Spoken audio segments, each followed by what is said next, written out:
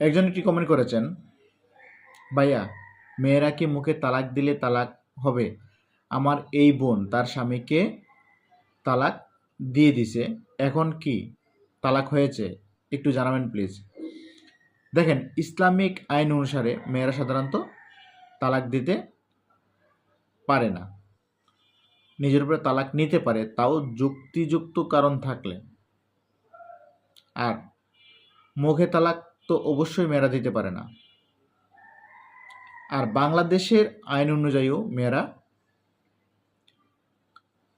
মুখে তালাক দিলে তালাক হবে না। বাংলাদেশের আইন অনুযায়ী যদি কেউ কাউকে তালাক দিতে হয় তাহলে অবশ্যই লিখিত নোটিশ পাঠাতে হবে। লিখিত নোটিশ পাঠানোর পর 90 দিন অপেক্ষা করতে হবে, মানে ইদ্যৎকালীন সময় পালন করতে হবে, তারপরে তালাক কার্যকর হবে। আশা করি উত্তরটি পেয়েছেন।